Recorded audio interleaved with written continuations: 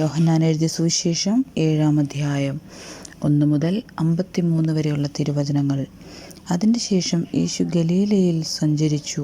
യഹൂദന്മാർ അവനെ കൊല്ലുവാൻ അന്വേഷിച്ചതുകൊണ്ട് യഹൂദയിൽ സഞ്ചരിപ്പാൻ അവന് മനസ്സില്ലായിരുന്നു.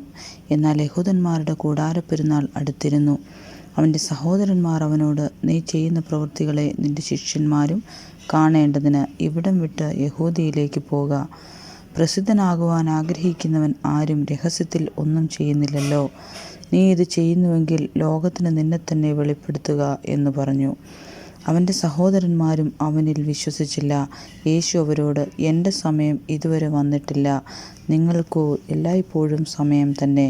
നിങ്ങൾ പകപ്പാൻ ലോകത്തിന് കഴിയുന്നതല്ല, എന്നാൽ അതിൻ്റെ പ്രവൃത്തിക ദോഷമുള്ളവ എന്ന് ഞാൻ അതിനെക്കുറിച്ച് സാക്ഷ്യം പറയുന്നത് കൊണ്ട് അത് എന്നെ പകയ്ക്കുന്നു.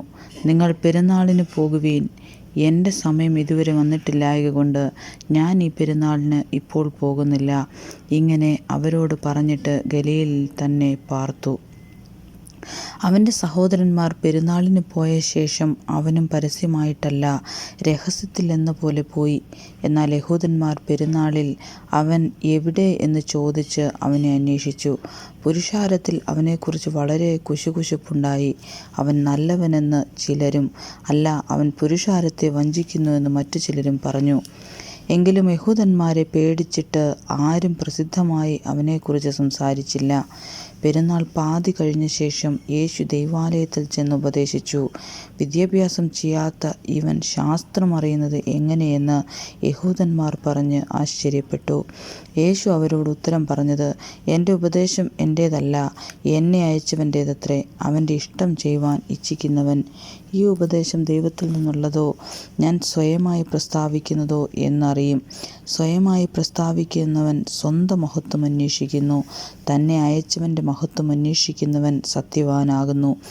നീതികേട് അവനിലില്ല. മോശ നിങ്ങൾക്ക് ന്യായപ്രമാണം തന്നിട്ടില്ലയോ? എങ്കിലും നിങ്ങളിൽ ആരും ന്യായപ്രമാണം ആചരിക്കുന്നില്ല. നിങ്ങൾ എന്നെ കൊല്ലുവാൻ അന്വേഷിക്കുന്നത് എന്ത്? അതിന് പുരുഷാരം, നിനക്കൊരു ഭൂതമുണ്ട്, ആർ നിന്നെ കൊല്ലുവാൻ അന്വേഷിക്കുന്നു എന്നുത്തരം പറഞ്ഞു. യേശു അവരോട് ഉത്തരം പറഞ്ഞത്, ഞാനൊരു പ്രവൃത്തി ചെയ്തു, അതിങ്കൽ നിങ്ങൾ എല്ലാവരും ആശ്ചര്യപ്പെടുന്നു. മോശ നിങ്ങൾക്ക് പരിച്ഛേദന നിയമിച്ചിരിക്കയാൽ അത് മോശയുടെ കാലത്തല്ല, പിതാക്കന്മാരുടെ കാലത്തത്രേ തുടങ്ങിയത്. നിങ്ങൾ ശബ്ബത്തിൽ മനുഷ്യനെ പരിച്ഛേദന കഴിക്കുന്നു. മോശയുടെ ന്യായപ്രമാണത്തിന് നീക്കം വരാതിരിപ്പാൻ ശബ്ബത്തിലും മനുഷ്യൻ പരിച്ഛേദന ഏൽക്കുന്നു എങ്കിൽ ഞാൻ ശബ്ബത്തിലൊരു മനുഷ്യനെ മുഴുവനും സൗഖ്യമാക്കിയതിനാൽ എന്നോട് ഈർഷ്യപ്പെടുന്നുവോ? കാഴ്ചപ്രകാരം വിധിക്കരുത്, നീതിയുള്ള വിധി വിധിപ്പീൻ. യെരൂശലേമ്യരിൽ ചിലർ അവർ കൊല്ലുവാൻ അന്വേഷിക്കുന്നവൻ ഇവനല്ലയോ? അവൻ ധൈര്യത്തോടെ സംസാരിക്കുന്നുവല്ലോ. അവർ അവനോടൊന്നും പറയുന്നില്ല. അവൻ ക്രിസ്തു ആകുന്നു എന്ന് പ്രമാണികൾ യഥാർത്ഥമായി ഗ്രഹിച്ചുവോ? എങ്കിലും ഇവൻ എവിടെ നിന്ന് എന്ന് നാം അറിയുന്നു. ക്രിസ്തു വരുമ്പോഴോ അവൻ ഇവിടെ നിന്ന് എന്ന് ആരും അറിയുകയില്ല എന്ന് പറഞ്ഞു. ആകയാൽ യേശു ദൈവാലയത്തിൽ ഉപദേശിക്കുമ്പോൾ, നിങ്ങൾ എന്നെ അറിയുന്നു, ഞാൻ എവിടെ നിന്നെന്നും അറിയുന്നു. ഞാൻ സ്വയമായിട്ട് വന്നവനല്ല, എന്നെ അയച്ചവൻ സത്യവാനാകുന്നു, അവനെ നിങ്ങൾ അറിയുന്നില്ല. ഞാൻ അവൻ്റെ അടുക്കൽ നിന്ന് വന്നതുകൊണ്ടും അവൻ എന്നെ അയച്ചതുകൊണ്ടും ഞാൻ അവനെ അറിയുന്നു എന്ന് വിളിച്ചു പറഞ്ഞു. ആകയാൽ അവർ അവനെ പിടിപ്പാൻ അന്വേഷിച്ചു. എങ്കിലും അവൻ്റെ നാഴിക വന്നിട്ടില്ലായ്കയാൽ ആരും അവൻ്റെ മേൽ കൈവച്ചില്ല. പുരുഷാരത്തിൽ പലരും ക്രിസ്തു വരുമ്പോൾ അവൻ ചെയ്തതിലധികം അടയാളം ചെയ്യുമോ എന്ന് പറഞ്ഞ് അവനിൽ വിശ്വസിച്ചു. പുരുഷാരം അവനെക്കുറിച്ച് ഇങ്ങനെ കുശുകുശുക്കുന്നുവെന്ന് പരീശന്മാർ കേട്ടാറേ. അവനെ പിടിക്കേണ്ടതിന് മഹാപുരോഹിതന്മാരും പരീശന്മാരും ചേവകരെ അയച്ചു. യേശുവോ, ഞാൻ ഇനി കുറേ നേരം നിങ്ങളോടുകൂടെ ഇരിക്കുന്നു, പിന്നെ എന്നെ അയച്ചവൻ്റെ അടുക്കൽ പോകുന്നു. നിങ്ങൾ എന്നെ അന്വേഷിക്കും, കണ്ടെത്തുകയില്ല താനും. ഞാൻ ഇരിക്കുന്നിടത്ത് നിങ്ങൾക്ക് വരുവാൻ കഴിയുകയുമില്ല എന്ന് പറഞ്ഞു. അത് കേട്ടിട്ട് യഹൂദന്മാർ നാം കണ്ടെത്താത്ത വണ്ണം അവൻ അവിടേക്ക് പോകുവാൻ ഭാവിക്കുന്നു. യവനന്മാരുടെ ഇടയിൽ ചിതറിപ്പാർക്കുന്നവരുടെ അടുക്കൽ പോയി യവനരെ ഉപദേശിപ്പാൻ ഭാവമോ? നിങ്ങൾ എന്നെ അന്വേഷിക്കും, എന്നെ കണ്ടെത്തുകയില്ല താനും. ഞാൻ ഇരിക്കുന്നിടത്ത് നിങ്ങൾക്ക് വരുവാൻ കഴിയുകയുമില്ല എന്ന് പറഞ്ഞ വാക്ക് എന്ത് എന്ന് തമ്മിൽ പറഞ്ഞു.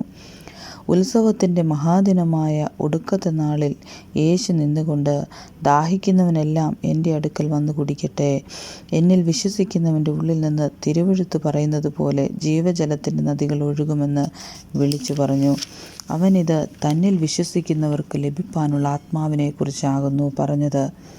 യേശു അന്ന് തേജസ്കരിക്കപ്പെട്ടിരിക്കയാൽ ആത്മാവ് വന്നിട്ടില്ലായിരുന്നു. പുരുഷാരത്തിൽ പലരും ആ വാക്ക് കേട്ടിട്ട്, ഇവൻ സാക്ഷാൽ ഒരു പ്രവാചകനാകുന്നു എന്ന് പറഞ്ഞു. വേറെ ചിലർ, ഇവൻ ക്രിസ്തു തന്നെ എന്നും, മറ്റു ചിലർ, ഗലീലയിൽ നിന്നോ ക്രിസ്തു വരുന്നത്, ദാവീദിൻ്റെ സന്തതിയിൽ നിന്നും, ദാവീദ് പാർത്ത ഗ്രാമമായ ബെത്ലഹേമിൽ നിന്നും ക്രിസ്തു വരുന്നു എന്ന് തിരുവെഴുത്ത് പറയുന്നില്ലയോ എന്നും പറഞ്ഞു. അങ്ങനെ പുരുഷാരത്തിൽ ഇവനെ ചൊല്ലി ഭിന്നത ഉണ്ടായി. അവരിൽ ചിലർ അവനെ പിടിപ്പാൻ ഭാവിച്ചുവെങ്കിലും ആരും അവൻ്റെ മേൽ കൈവച്ചില്ല. ചേവകർ മഹാപുരോഹിതന്മാരുടെയും പരീശന്മാരുടെയും അടുക്കൽ മടങ്ങി വന്നപ്പോൾ അവർ അവരോട്, നിങ്ങൾ അവനെ കൊണ്ടുവരാത്തത് എന്ത് എന്ന് ചോദിച്ചതിന്, ഈ മനുഷ്യൻ സംസാരിക്കുന്നത് പോലെ ആരും ഒരു നാളും സംസാരിച്ചിട്ടില്ല എന്ന് ചേവകർ ഉത്തരം പറഞ്ഞു. പരീശന്മാർ അവരോട്, നിങ്ങളും തെറ്റിപ്പോയോ? പ്രമാണികളിലാകട്ടെ പരീശന്മാരിലാകട്ടെ ആരെങ്കിലും അവനിൽ വിശ്വസിച്ചിട്ടുണ്ടോ? ന്യായപ്രമാണം അറിയാത്ത പുരുഷാരമോ ശപിക്കപ്പെട്ടവരാകുന്നു എന്നുത്തരം പറഞ്ഞു.